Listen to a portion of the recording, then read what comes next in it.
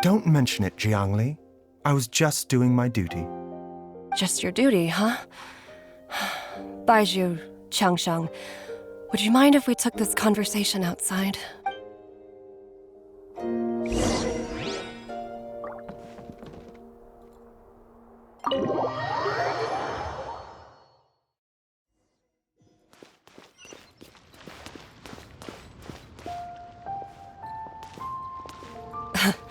Time flies. It's been so long since we bade each other farewell in Chenyu Vale. Qiangsheng, you're the same as ever. You haven't changed one bit. You, on the other hand, have changed a lot. You're right. My younger self would have never imagined that things would one day turn out this way. Or that you'd turn out this way, Baizhu.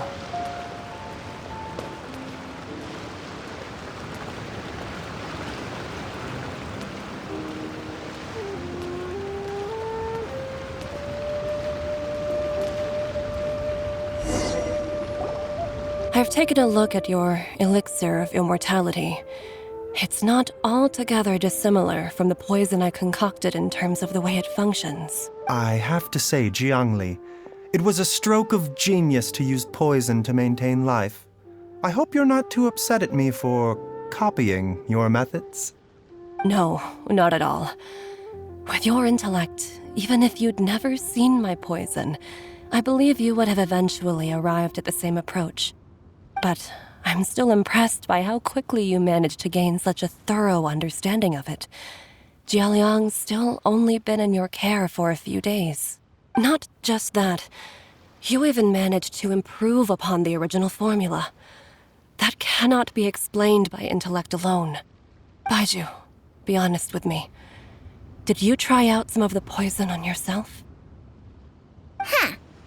Told you the truth would surface sooner or later. Life force isn't the only thing that Qiangsheng's contract lets you transfer between bodies, is it? Nothing gets past you, Jiangli. You are correct. Besides life force, Qiangsheng's secret art also allows for the transfer of toxins and diseases. When I treated Jialiang for the second time, I transferred some of the poison from his body into my own. Not only did this allow me to alleviate the burden on him, but it also gave me an opportunity to study its properties. There is no need to worry about any long-term consequences to my health, however. Now that the source has been destroyed, any remaining poison in me will have already dissipated. But you took such a huge risk. If we hadn't destroyed the god's remains back there, then even you might have... What am I saying? I'm in no position to criticize you for this. The reason I left our master and went into hiding all those years ago was that he was getting old, and I didn't want him using up any more of his own life force to treat my husband. But in the end, how were my methods any different? I risked one life to save another, and then you tried the poison on yourself too. It looks like both of us have ended up going the same way as our master before us. Are all disciples of Chenyu Vale destined to turn out this way? To live a short life, having given away our own for the sake of others? To fight relentlessly against the natural course of life and death, whatever the cost? Maybe our fate is sealed the moment we decide to study medicine. We are doctors, Jiangli. We ought never say that anyone's fate is sealed. Baizhu, I can tell that, over the years, you've used the contract with Qiangsheng to transfer many diseases and toxins to yourself. There are so many that some of them I don't even recognize. Can you still stop before it's too late? I think you know the answer, Jiangli. Every one of us from Chenyu Vale believes in the same thing. Hey! Food's ready! Mom, come and join us! The Traveler taught me a load of new recipes and said even Dad'll be able to taste them. Come and try them out. Yes, darling. Mom will be there in just a second. Hey, slow down. Baizhu, I know I won't be able to convince you, but please don't forget that if one day you're not around anymore, Chi-Chi, Gui, and all the friends who have grown fond of you. They will all miss you dearly. There's no need to worry, Jiangli. I know what I'm doing. I can only hope so.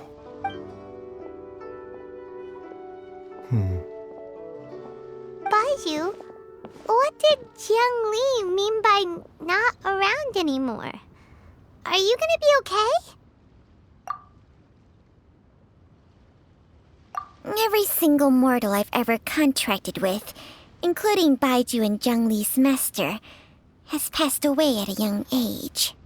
Wait, that doesn't make any sense. You said that the contract with you helps people live longer. It is a very long story.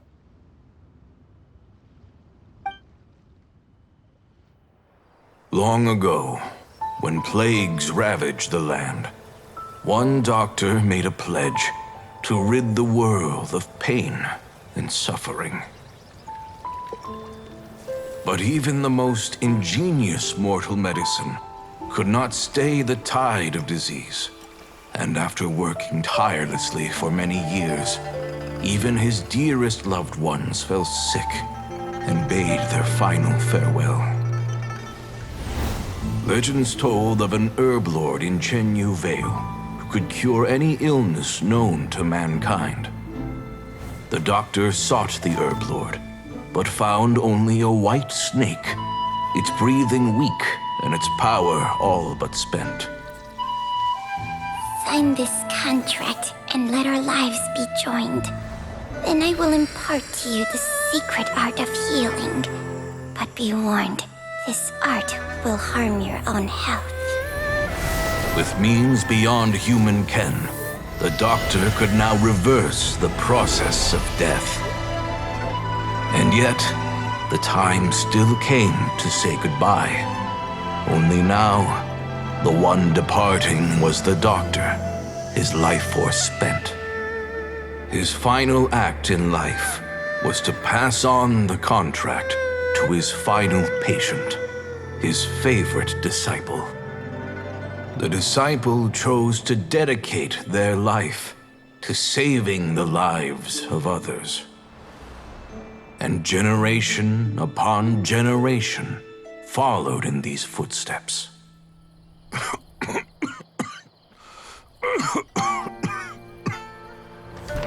Since I inherited this contract, I've always respected the path taken by my predecessors and followed it myself unquestioningly. That is until I tried to use the art to save my own disciple's beloved. She begged me not to use up my own life force. She said that this art is a poisoned chalice, an evil and unnatural practice. She did not wish to sacrifice one life for the sake of another, when both were lives she treasured. Only then did it occur to me. Did I not suffer when my master passed away, just as patients' families do at their loved one's deathbed? Are not the lives cut short by this contract just as worthy of saving as any patients? What is this contract to us? Medicine or poison? Alas, I no longer have enough time left to find the answer. I entrust to your care both Changsheng and this final question. May you find a remedy for this conundrum, which has ailed us so. Time and again, no matter how much I try to warn them or balance their chi, I can never save them. And you? What's your answer? If I abandoned the contract and left you without a host, what would happen? I suppose I'd spend my final moments taking a nice nap on Mount Yaojin. Then I'd be reunited with my old friends and your predecessors. Then it's decided. If there's a life in front of me that deserves to be saved, why shouldn't I do everything within my power to save it? Once again, it's the same answer. So be it. close their eyes. Who knows how many more people will take on this contract? None. This contract will end with me. My contract has strict requirements on the host's natural temperament. All my hosts have been most pure of heart. But when one with an altruistic nature gains access to this art, they are more seduced than the average person by the miracle of overturning the laws of life and death. Though they know better than anyone else the fate that awaits them, when faced with the sorrows of humanity and the pain of losing their nearest and dearest, they cannot help but reach beyond human means. They are like moths that throw themselves into the flame, seeking a glimmer of hope in a dark world filled with pain and suffering. So, Baizhu, does that mean... I suppose that would make me a moth that yearns for the light, but doesn't want to be burned to a crisp. Changsheng's art can transfer pain and suffering between people, but it cannot reduce the total amount of pain in the world. It's just like we witnessed. Either Jialiang feared for Jiangli's life, or Jiangli grieved over Jialiang's sacrifice. I have nothing but the utmost respect for my predecessors, who sacrificed their lives for their principles. But I do not wish to join their ranks, nor do I wish to pass on this contract to anyone else in the future. Huh? But didn't you already transfer a ton of diseases onto yourself? What makes a poison poison? And what makes a disease a disease? When it comes down to it, are not both mechanisms that affect the operations of the human body?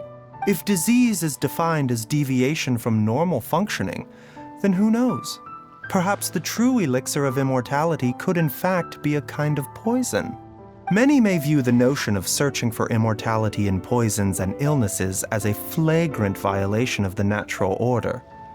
But to me, it is no different from the way our ancestors tested the medicinal qualities of herbs by sampling each and every one. I don't want those who come after me to lose their lives to this contract. Nor do I wish for Changsheng to perish from losing her host. This leaves only one solution, doesn't it? Precisely. I will be Changsheng's final host, and the tradition of passing down the contract will end with me. Even the gods of old struggle to achieve true immortality. First you want to save others, then you want to save yourself. Now you even want to save me. You're getting greedy, Baizhu. But isn't wanting to have it all what makes us human? For a selfish moth like me, who's afraid of the flame yet yearns for the light, the only path forward is up towards the moon.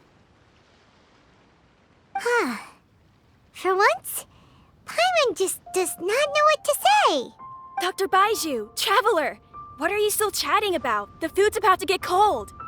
We also have coconut milk for Changsheng and Paimon. Okay, fine. Let's go grab some food. Paimon has a bunch of burning questions, but they can wait till after we've eaten.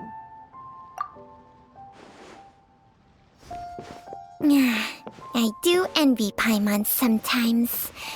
Eating her fill is enough to satisfy her body and mind. True. And yet, although we call them simple pleasures, are such things as these not precisely why we mortals cling desperately to the life we have?